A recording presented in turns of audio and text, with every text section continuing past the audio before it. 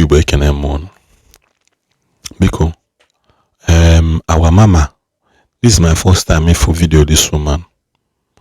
When I begin to search more about her, obolo na afia bo lolo nneka chimezi. By the time I dig more deep and when for no so people na bata court room where Mazi Nnamdi Kanu na court. So you go see that now. She has a first class information on most of the things that we don't know, or most of the things the media is trying to feed us with. And we posted this video now here.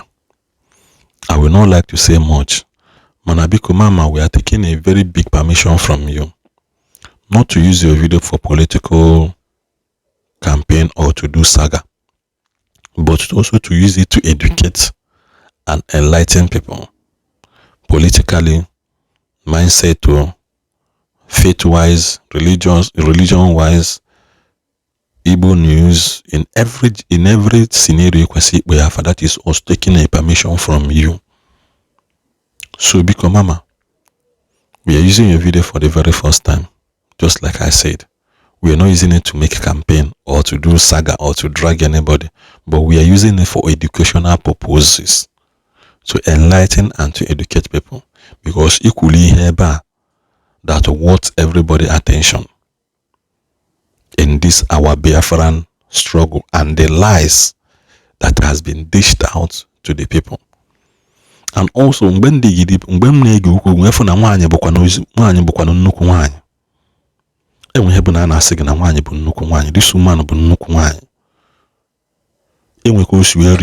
one of the boys. See and now chalo no very high neck with how is the kuni hozo. And some have a madu kuku see kenny hoko. These are the type of people we need that is going to counter the lies being dished out in the social media space by Ijele and his groups them.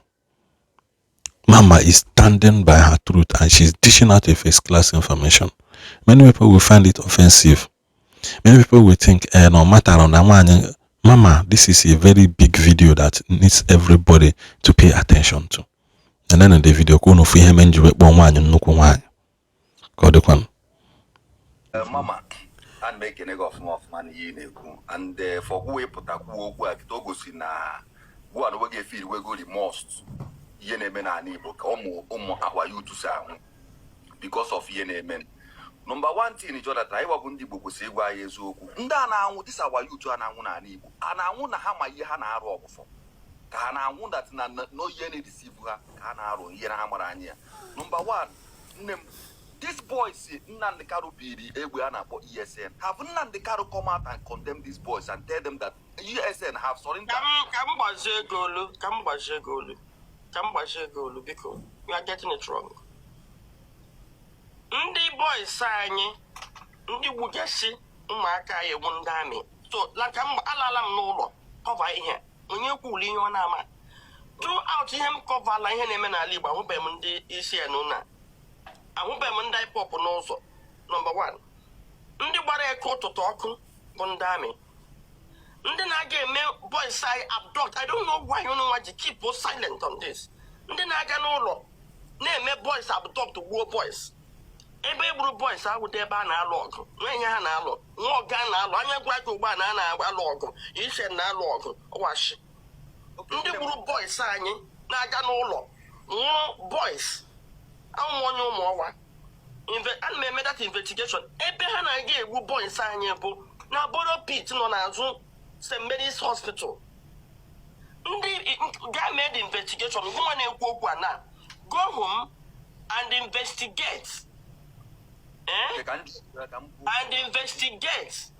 Kedu ndị na-aga n'ụlọ mere ndị mmadụ arrest abduct or boys wuo ha egwu even ebe ajụ m na-ajụ ndị amị na ndị ebube ahụ boys anyị unu mere arrest where are they? Okay, nne m ka njọ ọnụ ga ajụjụ biko. Ngwa jụọ m. Okay, ọkwa ịma jentro mgbe o gburu this army lady nke ọkọ tụpụrụ isi ya na di ya wuti ụmụnne ya ọkwa ịfụrụ ya and ọkwa ịfụrụ jentro mgbe o were egbe gbagbuo this 3 our youth.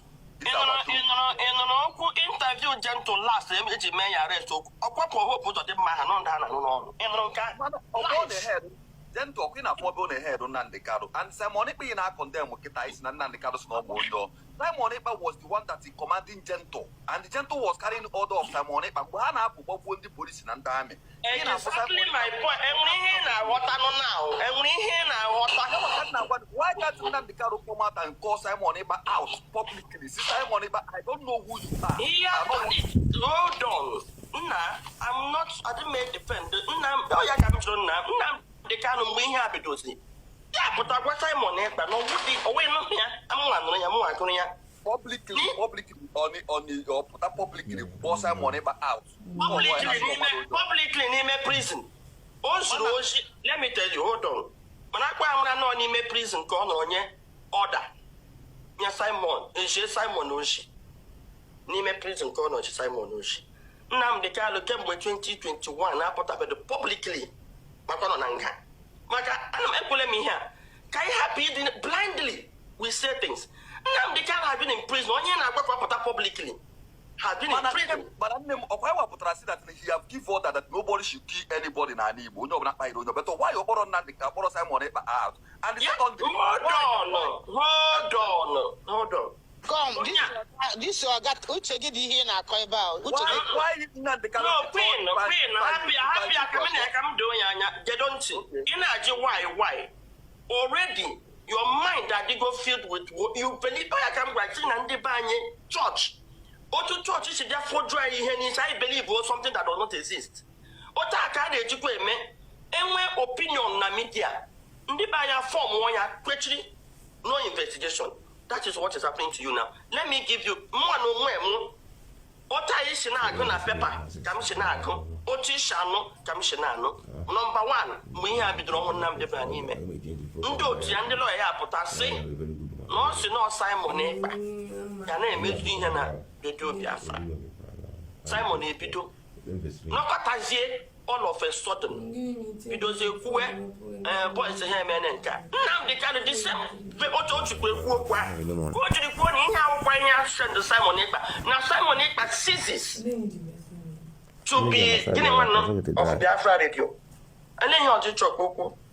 Nnamdi Kanu if I knew you for why if I knew was the one that Simon. Don't change the topic.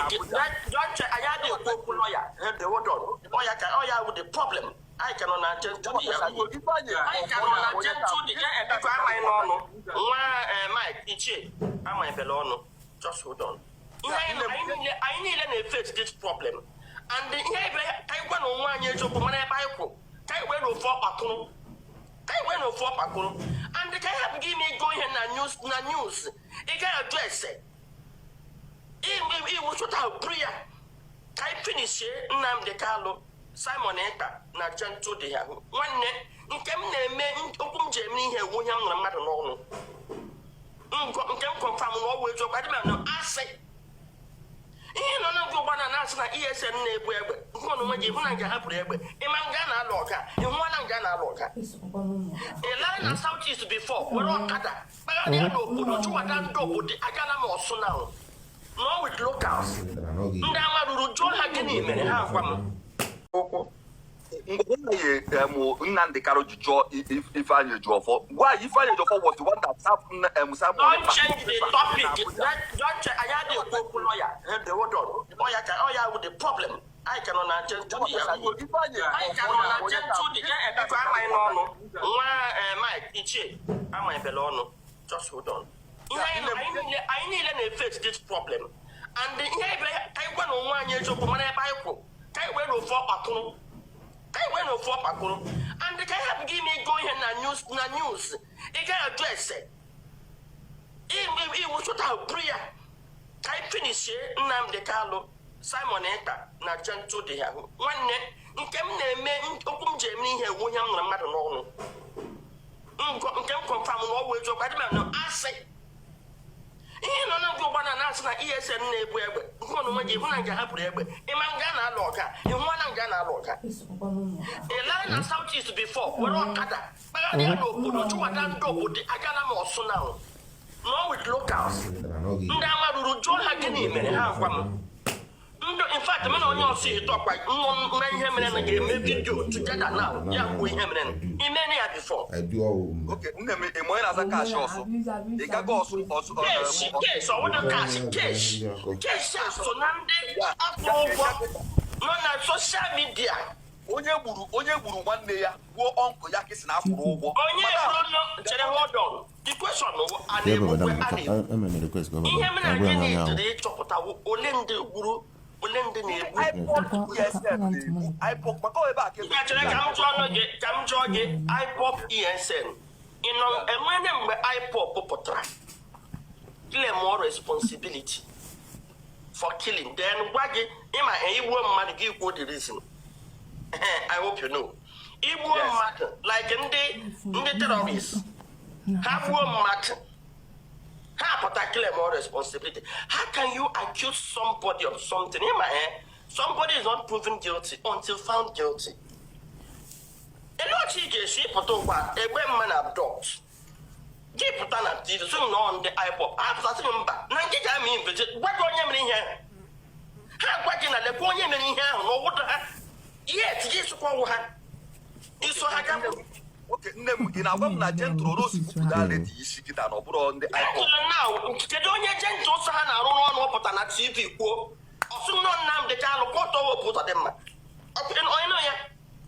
Okay, okay, the gentle is now working for the hope of the mob. No, I'll send the people.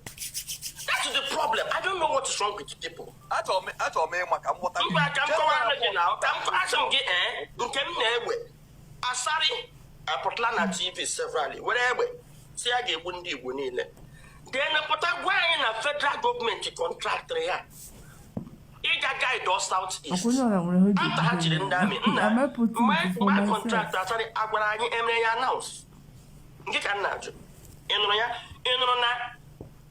she paper potra now federal government have now contracted and started to combat ESN. I started the Side is private security organization. Okay, ESN, hold on. We're fine. ESN, I would do private security organization because ESN is not state actors. Madam, go and verify. Wait, hold on. In means April you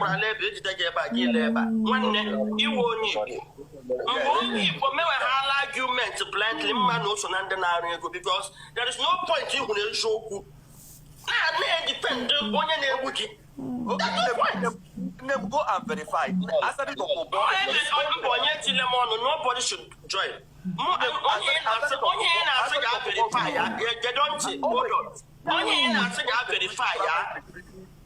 move on. Can I move?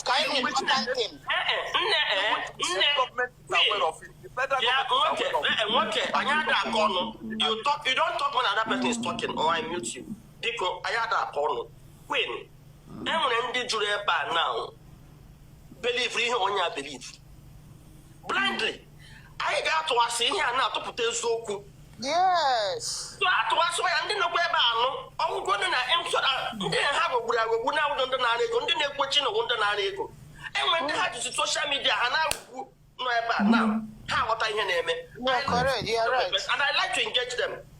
It's a people on Yana, it's a labor, on a wood in a wounded mother.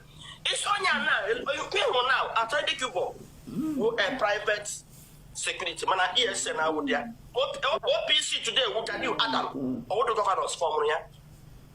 And no OPC can I run on a Lagos, OPC in glad in wide open. I pop nobody I pop, I did an way to Madrid, I did do. I pop I know for me all propaganda because there might be proof. Name I have one, you told me. A lay and I won't go to ya proof or not because what are police no one? I find them when they need police uniform, I got zone. And they may have police claim orders. Now, yes, no new time I did. And you have police, I criminals. Even if no one on an ESN that commit a crime, you treat him like a criminal. Can John Gadget to go? John, in my office. Okay, in my office, I work ESN. In my office, had an Igbo. Where my office had an Igbo. Who is the head? Good question. Yeah. Okay, let me answer you now. Ndo so na age ekwu. Jam George, kede outfit outside the Cuba payment after this na federal government contract ya. With also them just Soludo and Omahi. Which one I'm trying to go back now? And when she put and when she got Robana put on checkpoint outside the Cuba. Kedi the governor side where contract there, sorry, without telling the locals. And I be changing. You can go and verify. Igana Russia with which one come to the gate? I put them and private security. I'm answering your question. Oh, we can afford one group. And this group is a private organization in which your state governors can invite them under the state governors. Also, they work under the state police that is within there. That is why they don't go under their own authority. They work with the police and the vigilante. I agree now. When I got the Kupeno had a license, and then so a whole state may invite to guide me. I am a home. And when I shop, why did they make it a secret? Yes, don't you? These people they licensed. I'm not contesting anybody. People man private security outfit. So one go and get ESN and them because the same way OPC to or private. The same way I said to or private. You can now start condemning ESN. It shows how biased you are.